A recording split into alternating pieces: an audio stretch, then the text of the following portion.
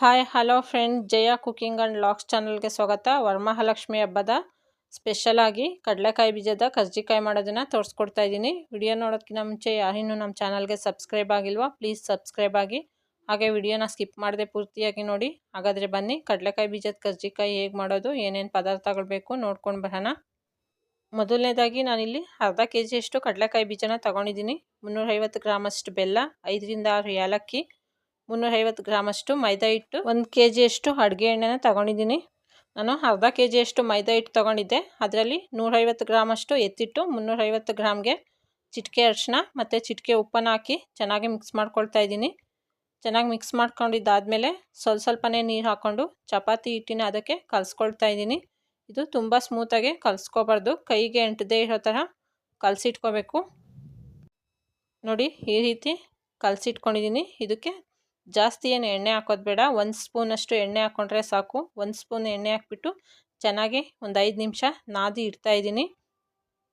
ಈ ರೀತಿ ಕೈಗಂಟದೇ ಇರೋ ಥರ ನಾದಿಟ್ಟು ಒಂದು ಪ್ಲೇಟನ್ನು ಮುಚ್ಚಿ ಒಂದು ಹಾಫ್ ಆನ್ ಅವರು ಇಟ್ಟು ನೆನೆಯೋದಕ್ಕೆ ಬಿಡ್ತಾಯಿದ್ದೀನಿ.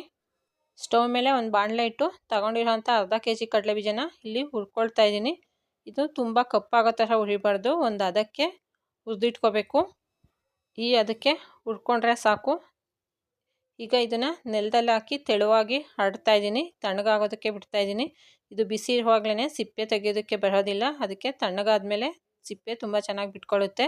ಹುರಿದಿಟ್ಟಿರೋಂಥ ಕಡಲೆ ಬೀಜ ಈಗ ತಣ್ಣಗಾಗಿದೆ. ಒಂದು ಕಲ್ಲಿನ ಸಹಾಯದಿಂದ ಈ ರೀತಿ ಮೇಲೆ ಉಜ್ಜಿಬಿಟ್ಟು ಅದ್ರ ಸಿಪ್ಪೆನ ತೆಕ್ಕೊಳ್ತಾ ಇದ್ದೀನಿ. ಈ ರೀತಿ ಎಲ್ಲ ಉಜ್ಜಿದಾದ್ಮೇಲೆ ಸಿಪ್ಪೆನ ತೆಗೆದಿಟ್ಕೊಂಡಿದ್ದೀನಿ. ಸಿಪ್ಪೆ ತೆಗೆದಿರೋಂಥ ಕಡಲೆ ಬೀಜಕ್ಕೆ ತಗೊಂಡಿರೋಂಥ ಬೆಲ್ಲ ಮತ್ತು ಏಲಕ್ಕಿನ ಈ ಥರ ಮಿಕ್ಸ್ ಮಾಡಿ ಇಡ್ತಾಯಿದ್ದೀನಿ. ಮಿಕ್ಸ್ ಮಾಡಿಕೊಂಡು ಇದರಲ್ಲಿ ಸ್ವಲ್ಪನೇ ಮಿಕ್ಸಿ ಜಾರ್ಗೆ ಹಾಕ್ಕೊಂಡು ನೈಸಾಗೆ ಪೌಡ್ರು ಮಾಡ್ಕೋಬೇಕು. ನೋಡಿ, ಈ ರೀತಿ ನೀರು ಹಾಕ್ಕೊಳ್ತೀರೇ ನೈಸಾಗಿ ಪೌಡ್ರು ಮಾಡ್ಕೊಂಡಿದ್ದೀನಿ. ಇದನ್ನು ಒಂದು ಪಾತ್ರೆಗೆ ಹಾಕ್ಕೊಳ್ತಾ ಇದ್ದೀನಿ. ಎಲ್ಲ ಕಡಲೆ ಬೀಜನೂ ಇದೇ ಥರ ಪೌಡ್ರು ಮಾಡ್ಕೋಬೇಕು. ಮಿಕ್ಸ್ ಮಾಡ್ಕೊಂಡಿರೋಂಥ ಎಲ್ಲ ಕಡಲೆ ಬೀಜನೂ ಇದೇ ರೀತಿ ಪೌಡ್ರು ಮಾಡಿ ಇಟ್ಕೊಂಡಿದ್ದೀನಿ. ಈಗ ವಾಶ್ ಮಾಡಿರೋಂಥ ಒಂದು ಬಟ್ಟೆನ ಹಾಕ್ಕೊಂಡು ಅದ್ರ ಮೇಲೆ ಸ್ವಲ್ಪ ಮೈದಾ ಹಿಟ್ಟನ್ನ ಈ ರೀತಿ ಉದುರಿಸ್ಕೊಂಡಿದ್ದೀನಿ. ಕಲಸಿಟ್ಟಿರೋಂಥ ಹಿಟ್ಟು ಹಾಫ್ ಆನ್ ಅವರ್ ಆಗಿದೆ. ಚೆನ್ನಾಗಿ ನೆನ್ಕೊಂಡ್ಮೇಲೆ ಇದು ಚಿಕ್ಕ ಚಿಕ್ಕ ಉಂಡೆಗಳ ಮಾಡ್ಕೊಳ್ತಾ ಇದ್ದೀನಿ. ಗೋಲಿ ಗಾತ್ರದಷ್ಟು ಉಂಡೆಗಳ ಮಾಡ್ಕೊಂಡ್ರೆ ಸಾಕು. ಎಲ್ಲ ಮೈದಾ ಹಿಟ್ಟನ್ನು ಇದೇ ರೀತಿಯಾಗಿ ಉಂಡೆಗಳಾಗಿ ಮಾಡಿಟ್ಕೊಂಡಿದ್ದೀನಿ. ಮಾಡಿಟ್ಟಿರೋಂಥ ಚಿಕ್ಕ ಚಿಕ್ಕ ಉಂಡೆಗಳನ್ನ ನಾನು ಒಂದ್ಸಲ ಮೈದಾ ಹಿಟ್ಟಲ್ಲಿ ಈ ರೀತಿ ಒರಳಾಡಿಸ್ತಾ ಇದ್ದೀನಿ. ಈ ರೀತಿ ಮಾಡೋದ್ರಿಂದ ಉಂಡೆಗಳು ಒಂದಕ್ಕೊಂದು ಅಂಟೋದಿಲ್ಲ. ಅದಕ್ಕೋಸ್ಕರ ಈ ರೀತಿ ಮಾಡಿಕೊಂಡು ನಾನು ಒಂದು ತಟ್ಟೆನ ತಗೊಂಡು ಅದನ್ನು ಉಲ್ಟಾ ಇಟ್ಕೊಂಡು ಈ ರೀತಿ ಸ್ವಲ್ಪ ಒಣ ಹಿಟ್ಟನ್ನು ಹಾಕ್ಕೊಂಡು ಒಂದೊಂದೇ ಉಂಡೆಗಳನ್ನ ಈ ರೀತಿ ಲಟ್ಟಿಸ್ಕೊಳ್ತಾ ಇದ್ದೀನಿ. ಪೂರಿ ಲಟ್ಟಿಸ್ಕೊಳ್ತೀವಲ್ಲ ಆ ರೀತಿಯಾಗಿ ಲಟ್ಟಿಸ್ಕೋಬೇಕು.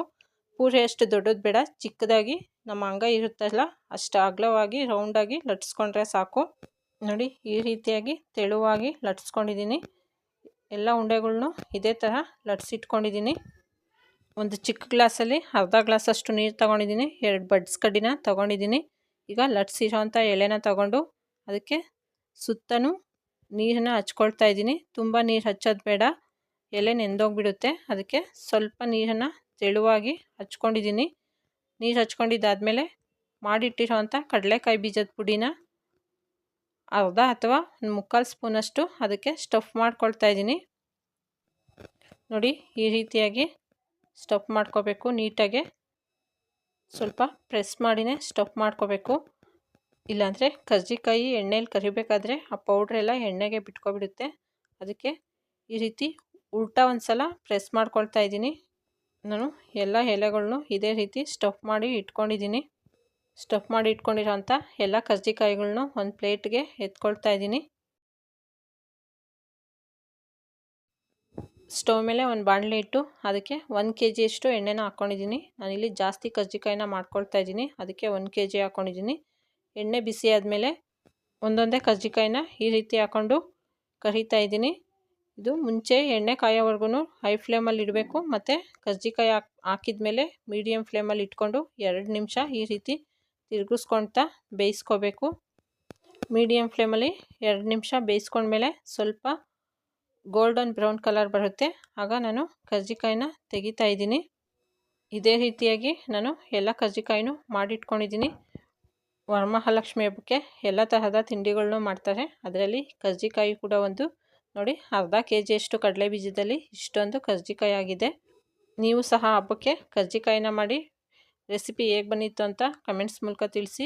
ವಿಡಿಯೋ ನಿಮ್ಗೆ ಇಷ್ಟ ಆಗಿದರೆ ಲೈಕ್ ಮಾಡಿ, ಶೇರ್ ಮಾಡಿ, ನಮ್ಮ ಚಾನಲ್ಗೆ ಸಬ್ಸ್ಕ್ರೈಬ್ ಆಗಿ. ಈ ದಿನದ ಯೂಸ್ಫುಲ್ ಟಿಪ್ಸ್: ಪೀರಿಯಡ್ಸ್ ಟೈಮಲ್ಲಿ ಹೊಟ್ಟೆ ನೋವು ಬಂದಾಗ ಸ್ವಲ್ಪ ಬೆಲ್ಲ ತಿನ್ನೋದ್ರಿಂದ ಹೊಟ್ಟೆ ನೋವು ಕಡಿಮೆ ಆಗುತ್ತೆ. ವಿಡಿಯೋ ನೋಡಿದ್ದಕ್ಕಾಗಿ ಧನ್ಯವಾದಗಳು.